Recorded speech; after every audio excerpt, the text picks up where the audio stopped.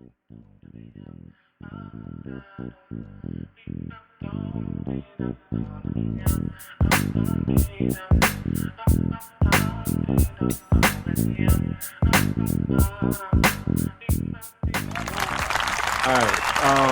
right. So let's shift gears a little bit. Tony, AD, and myself, we all used to be in New York at a certain time. I left before the two of you brothers, but now you all have left. COVID. We've seen a mass exodus with a lot of cats because of work from home and because of just COVID in general. A lot of people have left New York. I feel like so many people have gone like to LA, Miami, and Atlanta. I look at my IG feed and so many people are in those three cities now from who I knew that was back in New York. So my next question is, now that the vaccine is out, New York has opened back up more or less. Do you think that New York is back or do you think it will come back? Let's start with you, Tony, as a native Queens, New York. So I'm just going to start by saying this because I got to represent my brother Easy Rose and Shadow in the sense of I think a lot of people, actually, I'm not even going to go on a tangent. No, I don't think New York is back and I don't think it'll ever be back. And why do you think it won't be back? Well, I guess it depends on what you mean be back. When you say be back, do you mean the population is back? Because I was doing some research before this. No, you know what I mean when I say back. Okay. Talking about like the culture, the vibe of the city. I don't think it'll be back just because, just my personal opinion, growing up in New York, I feel like the moment you're in New York, I guess the short of it is the people who come to New York don't appreciate what New York offers because a lot of them kind of work on some brand or basically it's usually work related. It's like, I want to be in fashion, I want to do music or whatever they're doing. They don't come to engulf and be engulfed in the culture and learn it. They just come and they're just like, yo, like they'll move to a neighborhood and be like, yo, like I moved here. All right, when's the coffee shop being built? When's the juice shop being built? Versus like, all right, what's going on in this community? Let me invest. Let me spend money at the bodega because I know someone who locally lives here, runs it, and this will help just generate money in the community. They're like, nah, I'll just go to, wherever the spot is that just newly opened. Because that continues to go on, I feel like New York is not gonna ever be where it used to be. Culturally, I mean, it'll always be fun. It always have the spots. It always have the bars. It always be like, it'll always be an energy that you can't replicate. It'll always be something creative. Like every time I go to Brooklyn, there's always just like this creative energy I just feel when I go there. And it's just like, it can't be replicated. But I just feel like in terms of how it was when I was there, it's just not going to be that. Yeah, I think the idea of back is, I think most cities, and that includes New York, and it's funny because we're talking about New York because New York always was its own thing.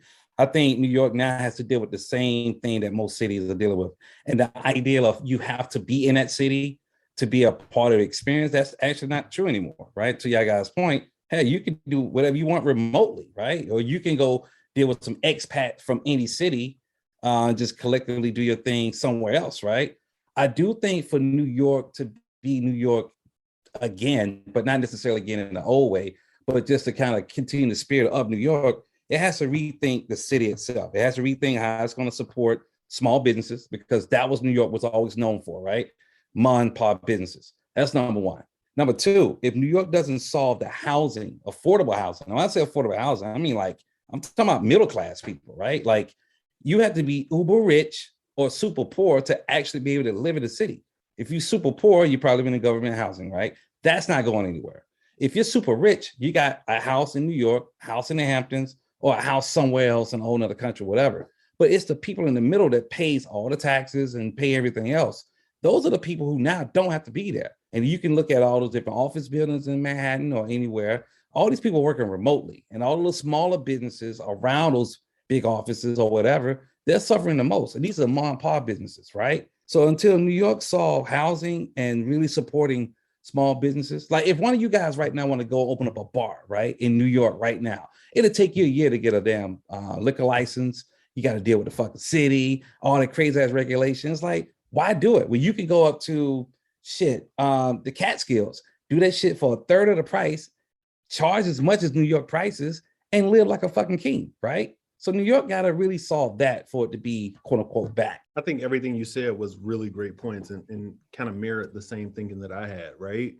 I think that, like you said, like, because of COVID and the fact that businesses now see that, work from home can work in so many different ways, shapes, and forms.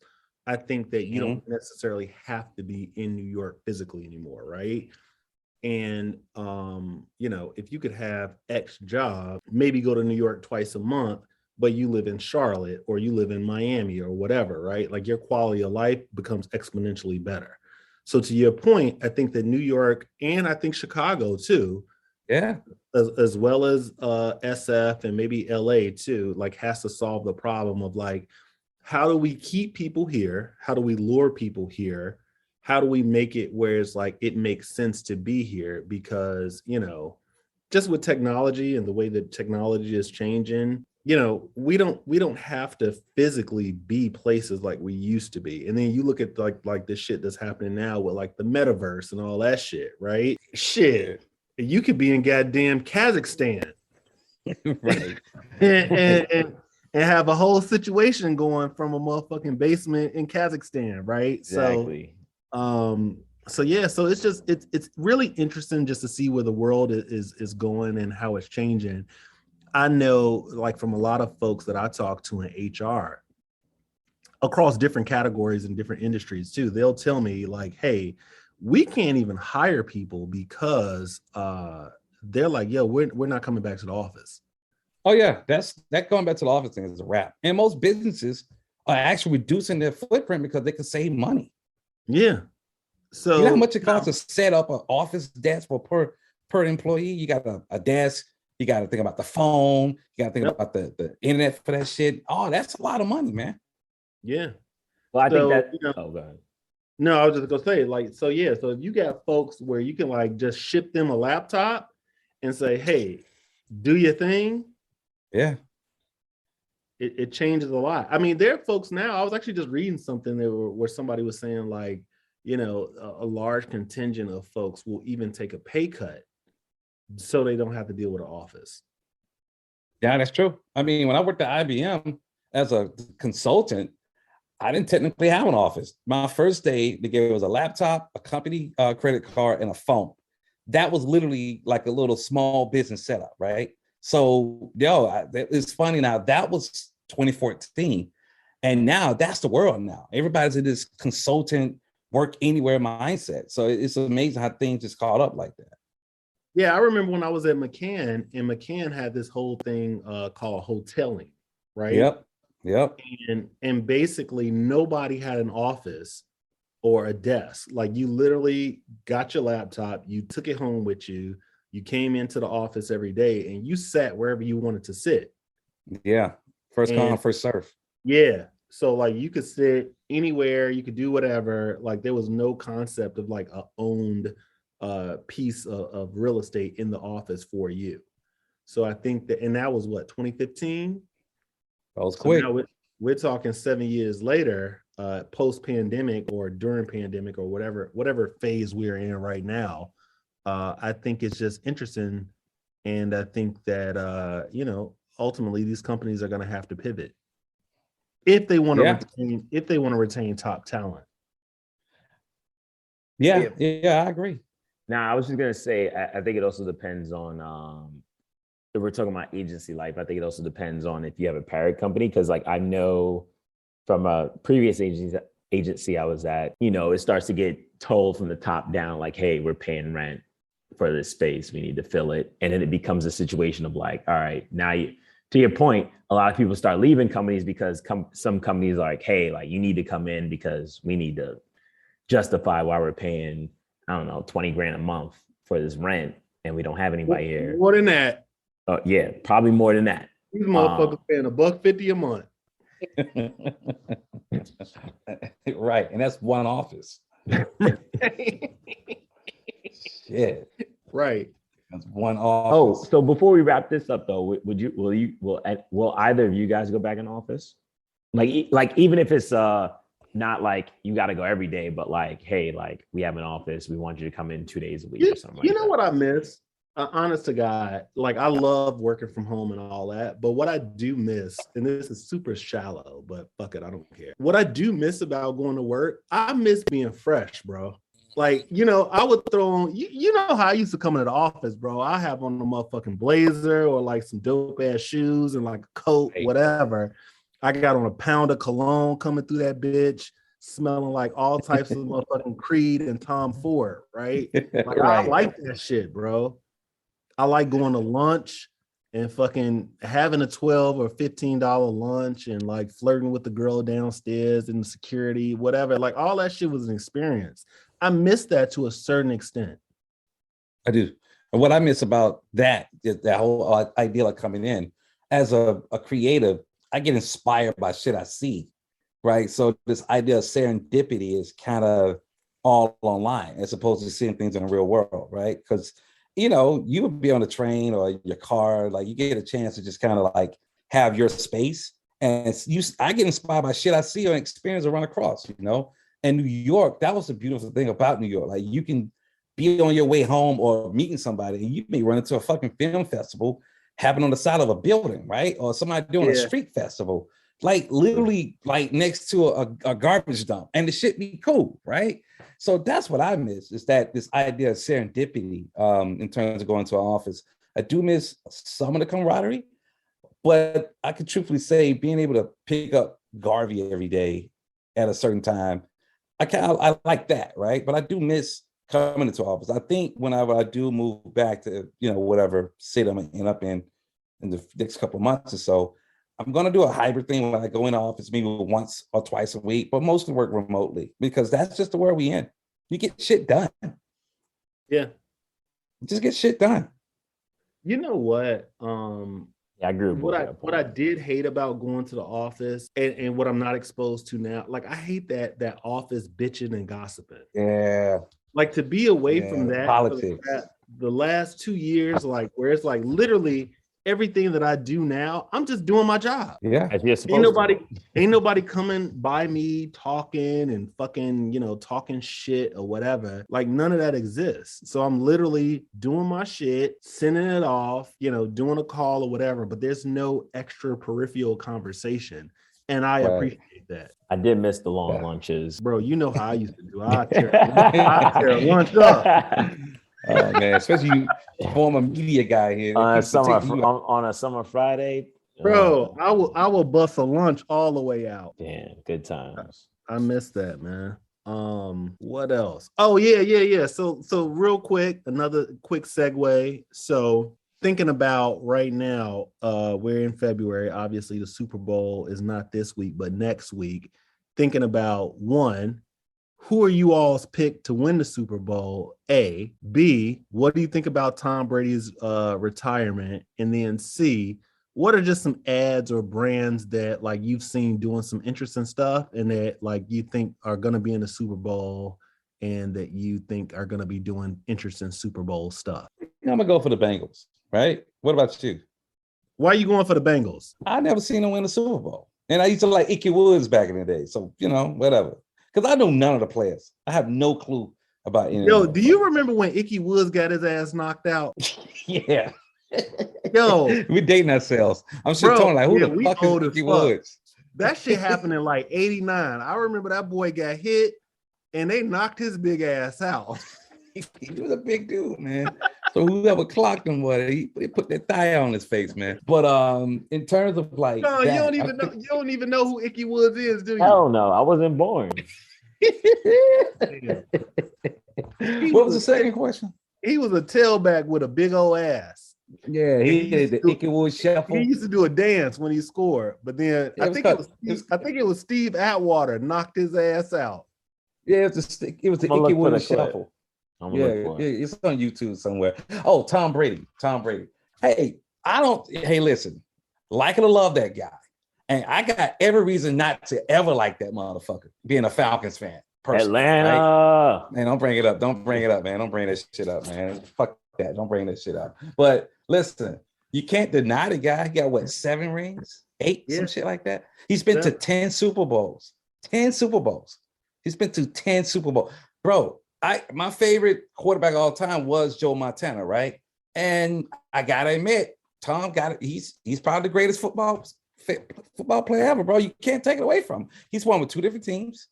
I mean, the guy, you can't take it away from him. Hey, listen, I know the whole, deflate gate was like some bullshit, but let's keep it real. Anybody, low key. That was. But if you could throw a flat football and make motherfuckers score, you still got to be pretty good to do that. Because I can't throw no motherfucking flat football. I can't throw a football, period, nigga. So fuck it. Low key, I think the only reason why a lot of people don't like Tom Brady is because of 2 reasons. One, because they saw that MAGA hat in his locker that one time, and then 2, I'm sure 1,000 could relate to this. Similar to the Jordan era, I think people just hated seeing him win. Like, I mean, I didn't really watch basketball then, and I don't want to switch subjects, but I'm sure just seeing someone win consistency back to back, you're like, fuck, when is this guy gonna lose? But you know what though? People just hate that. I hear what you're saying. I don't know if Jordan like felt that type of hate, right? Because Jordan also went through a lot of years of getting his ass kicked. Like Jordan got his ass kicked by Detroit, by the Celtics. Like he went through some shit. So he had some adversity before he won all them years in a row, right? Then he left, he came back. Like Jordan has an overall brand story that's actually pretty fucking amazing, right? Brady, he also has an interesting brand story. The fact that he was drafted 199 and he wasn't a top at all. Right. He wasn't a top player at all, right? But then he kind of came from this underdog status, but then he kept winning.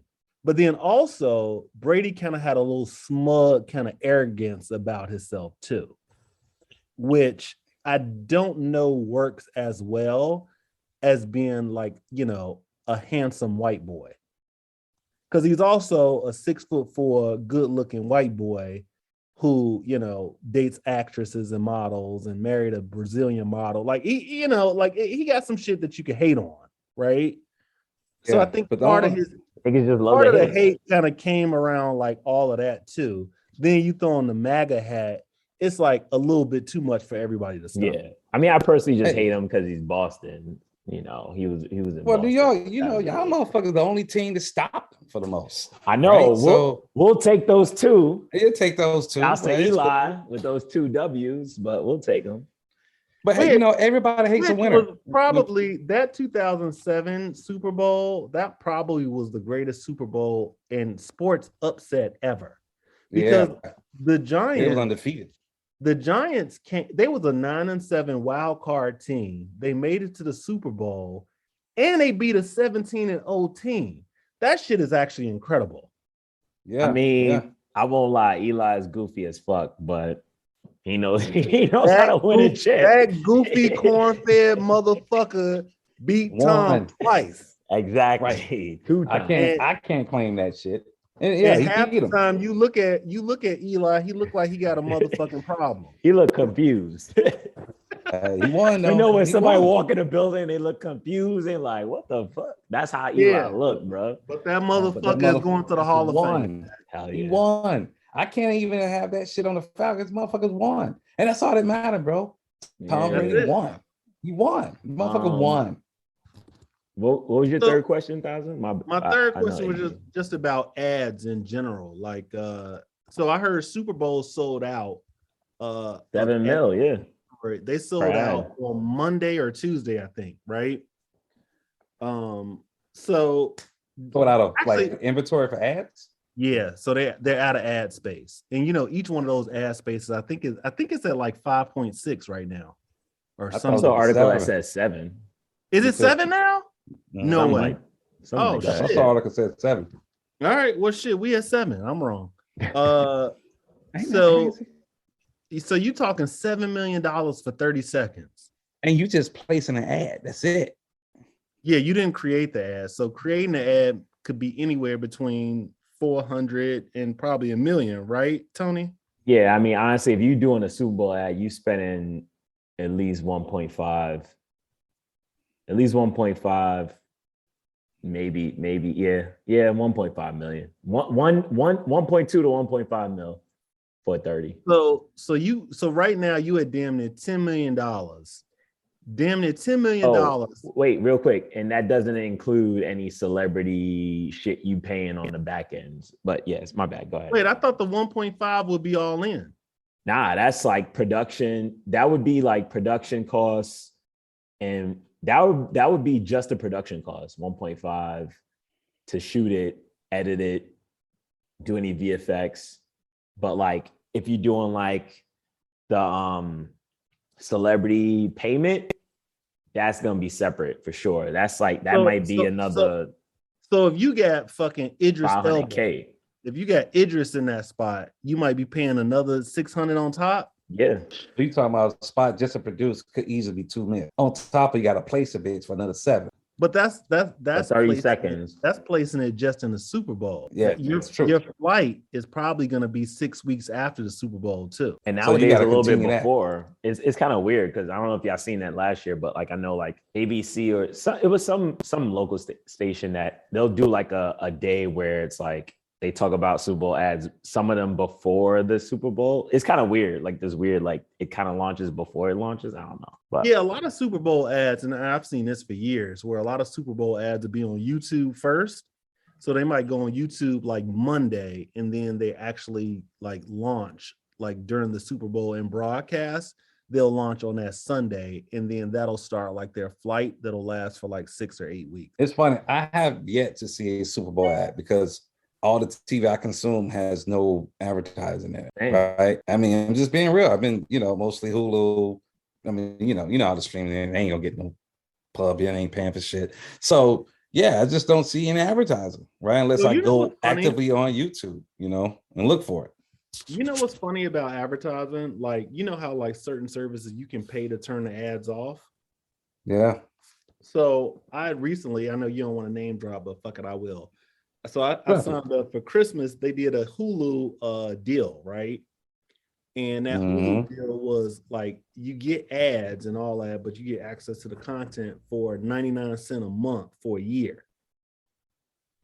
Literally, I'm paying $1 a month, but I'm getting served so many ads that I'm damn near like, yo, I'd rather pay $15 to not see shit. Yeah, because in my head I'm like, these ads are for poor people. Or cheap motherfuckers. I'm like, you watch ads, you broke. You watch ads, you are poor. You are a poor motherfucker. That's crazy.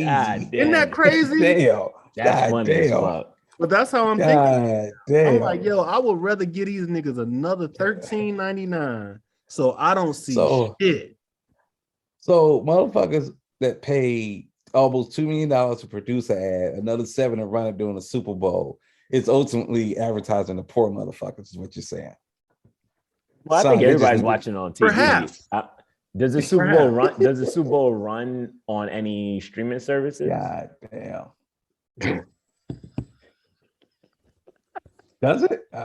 What does it? That's a good question. No. I know it's on NBC. NBC is running it, but I don't know if they're streaming it.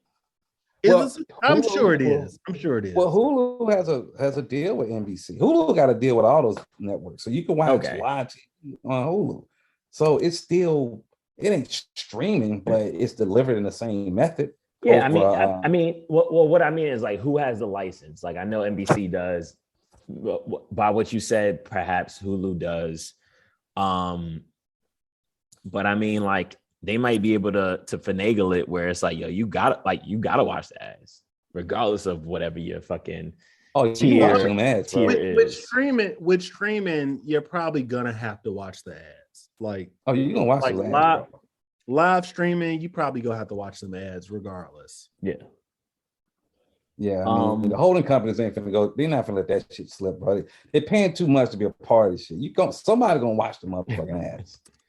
Hey, shit. You know they got their streaming farms. I'm not gonna talk about that. That's a whole nother pod. But speaking of, let's talk about content real quick. What are you all watching right now that's interesting? I'll say from my end, I just started watching Dope Sick. Have you all seen that on Hulu? I've heard of it. I haven't seen it, but I know what it's about. So I'm about 6 episodes into Dope Sick, I think you all should watch that. You should check it out. What's interesting about it is, you got like this big multinational pharmaceutical company with these white boys, the Sackler family. And it's just interesting to see how these motherfuckers freaked the whole game and basically became, legal drug dealers. And But that's what pharmaceutical companies are. They strung out a whole contingent of the United States. And as I'm watching it, right? And I'm like, God damn, I didn't even know this shit was happening. I was oblivious. Yeah. Well, that's because we didn't get the prescriptions. Right. Yeah. Like, you talking about the whole fentanyl thing, right? Nah. Well, I'm just saying as black people. Shit. Yeah. Oh, right. Most niggas, we deal with pain with goddamn it Tylenol and a bottle of Hennessy. and some Robitussin. And a blunt. And a blunt. We'll be like, fuck it. We gonna just deal with this shit. We done dealt with pain so many years. It's like, nigga, pain my middle name. Right. Low key, we came out on top. But I'm watching this shit and motherfuckers falling out ODing. I'm like, God damn, when was this happening? And this shit was happening like 2007, 2008. And I was like, oh, I was living my best life. Yeah, I'm watching For All Mankind, ironically, on Apple TV. Because at first I was like, man, Apple don't really have great shows. But I went back and started looking at them. And I'm like, okay, these shows are actually produced very well. And For All Mankind is a period piece of, the space program actually being like rethought, right, in a whole nother perspective. They even rethought history throughout the entire series. Like, Ted Kennedy was the president at one point before Ronald Reagan was president, right? And the Russians actually, so it's like all fantasy.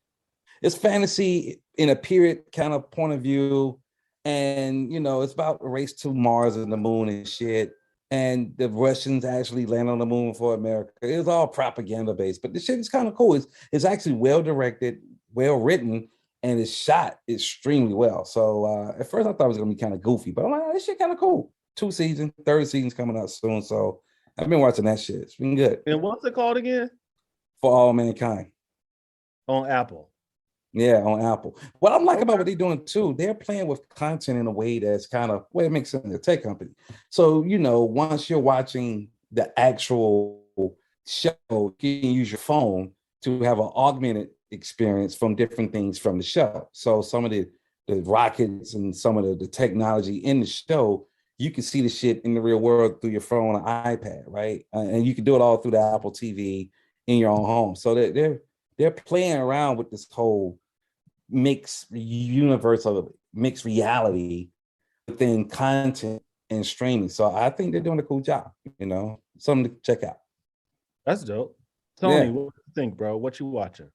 Couple things. So I wrapped up, I rewatched Master of None just because I was kind of missing New York, and I was just watching it, and like I feel like the way it was shot and just the comedy was actually really good. What, the last season or like from the very beginning? Nah, from the very beginning. I mean, the last season was really good. I loved how they did that. But from the very beginning, I just thought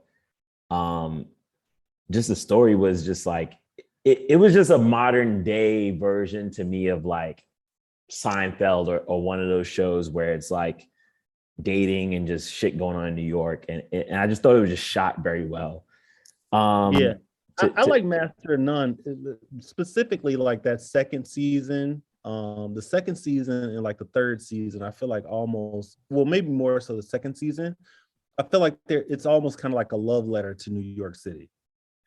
I agree. And that's actually what I loved about, I don't know if you all saw that show. What's that show? Love Life? I know what you're talking about. I think it's on HBO. The second season had that corny nigga. You think he's corny? That's a corny ass nigga. For a black man? Bro, that's a corny ass. His name is William Jackson. He plays Marcus. Bro, that's a corny nigga, yo. I ain't gonna lie. I watched it. I don't even go on a tangent, but I watched it. And there was a couple things I was like, damn. Like as a 30-year-old in the dating world, I was like, yo, this shit is kind of real. But I will say, similar to Insecure, there's a way they wrote him as a black man that I just couldn't relate to. I was like, I would never let that rock in my head. But you know what? Just how I grew up. I think about too, like he's a very specific archetype, right? Yes. Like, and then you saw like when they did like the flash or the episode where he went back to his house in Ann Arbor or whatever. Like he's basically a suburban nigga, right? So suburban niggas, like they live by a different code and a different ethos versus a city urban nigga, right? I don't know no niggas from Ann Arbor. I know Detroit ghetto niggas. Two from Ann Arbor. I know Chicago ghetto niggas. I know niggas who from fucking Queens and from fucking, BK and all that Harlem. Shit, yeah. And it's just a different way of living and interacting, and it's a different ethos, right? Right. So as I'm watching that, I got to realize like, yo, this is written from a perspective of a nigga who didn't grow up like me. Not discount his experience at all, because his experience is actually very similar to a lot of motherfuckers out here, right? Just not mine. So when I look at him and I'm like, this nigga is a cornball or Herb, then it's like, I mean, it's cornball and Herb niggas out here. You think he'd catch a fade? Bro, that nigga couldn't live where I live. Nah. He couldn't, bro. He couldn't. Bro, a nigga press him and have him in a headlock in 3 minutes, bro. Nigga get his pockets ran and all types of shit. What shoe size you wearing? His shoes would be old like 2 minutes. So is he like the new Wayne Brady? Just it's a different world, bro. It's a different world. He make Wayne Brady look like Tupac. God damn. Here we go. Did you see that last special on Netflix with Aziz? That 20-minute comedy? Yeah, I thought it was cool. I thought it was a cool 20-minute joint. Like he went to the what was that joint in New York? Oh, the Comedy Cellar. Yeah, he went to the Comedy Cellar. He did a couple of jokes. To me, Thousands, I know you didn't see it, but just to give a brief synopsis, I just felt like he had a couple of jokes. He was in New York. He wanted to test it out. And he obviously had to deal with Netflix since we recorded it and sold it to them. But I just felt like it was just a quick bag. Like I don't think he was really trying to do nothing serious with it. And then the last two things I was watching, Ozark last season. Yeah, I've been hearing about Ozark. Heard it's good. I think it's real good. I think honestly, we again another podcast, but I think Ozark to me, depending on how they end it, might be like top 8 shows ever, in my opinion. And then we could debate that on another podcast. Yeah, and and again, depend exactly like you said. It depends on how they end it, because I think it's right now. It's at its crescendo, and then it's like it's gonna kind of taper off, and we're gonna see what like happens next. And a lot of times shows will fuck that up. Yeah, I actually think Breaking Bad. I love Breaking Bad.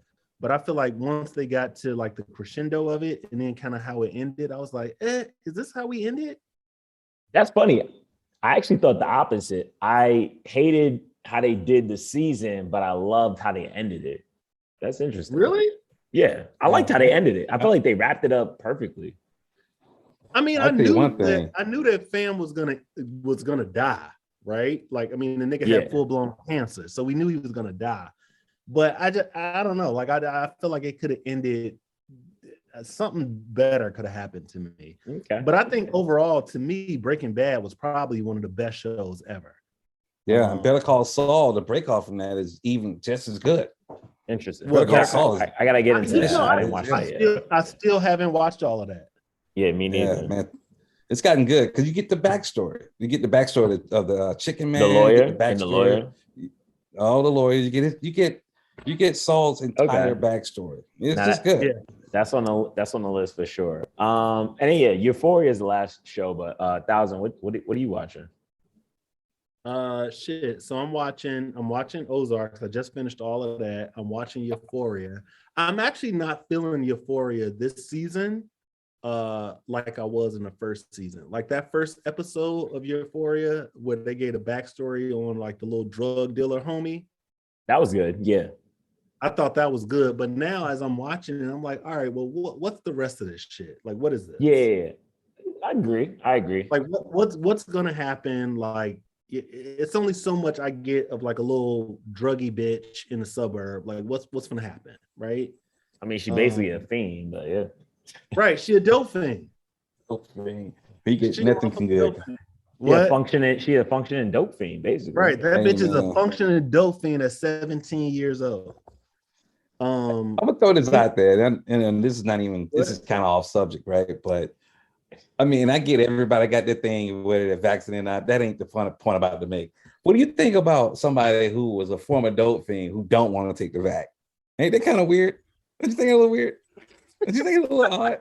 You smoke random, whatever, crack, heroin, all that shit. You never know where nothing comes from, but you don't take the vac. Wait. I'm just saying, I've seen this shit, bro. I've seen it. That's all. I just wanted to just put that out there. Wait a minute. Wait a minute. I mean, I think they watch too many YouTube videos. Bro. I know people. Wait, you know a dope fiend? You know a former dope fiend who don't want to take the vaccine? I know a lot of them.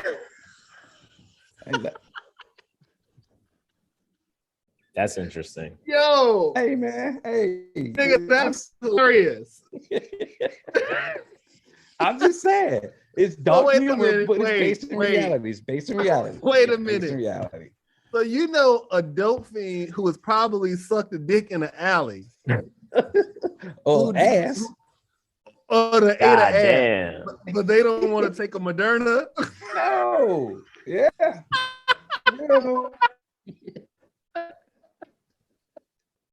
I told you it's gonna be dark. I told you it's gonna be dark. It's gonna be dark, bro. Nigga, I quit. Hey man, if nothing else, COVID has just really let you know where people truly stand in life. It's some funny shit. It's comical, really. You just gotta have to laugh at it. It's fucking funny. It's funny. You just gotta laugh. You can't even be mad about the shit, really. Bro, that's some of the funniest shit I ever heard in my life. That's wild. And like I said, I'm not taking sides here. I don't even care where people take the shit or not. I'm just making a point, right? You know, you want. That's a good ad, though. That's a good ad, though. Low key. You need to hire us. Bro, that's hilarious. Oh my God. That shit just gave me a headache. I'm just saying, bro. Just saying. But anyway. Oh my God. Man, we got to do this shit more often, man. This is funny. This is some funny shit. Hey, it's funny. We often say that ad bros really this shit is therapy, right? Because a lot of times we in all shout out to Rose would be saying that for sure. Yeah, this shit is therapy, man. Because cats been in on silos in the industry, and now we more siloed now since we're at home. So this shit is therapy more than anything. It's good. That's it. All right, man. So I guess we're about to sign off. I think that's a good way to end it, man. It's shit. Yeah, that's a great way to end it. AD. Now I got the visual of a motherfucker in an alley, motherfucking giving hand jobs for crack rock, but then saying, "Nah, I ain't gonna put that shit in my arm." You gotta love the culture, bro. It always give you good shit. That's for sure. Oh man! All right, man. Let's try to do another one of these end of the month or early next month. Yeah, man. I guess somebody need to sign us off, right? Because normally it'd be Rose. Yeah. Damn. It's been so long. I can't remember what Rose be saying. Yeah, tell me what he be saying. I'll tell you what it is. He said basically it's this. Is no soft talk when you telling the truth. That's it. Ad Bros for life. Peace. All right, brothers. It was a pleasure.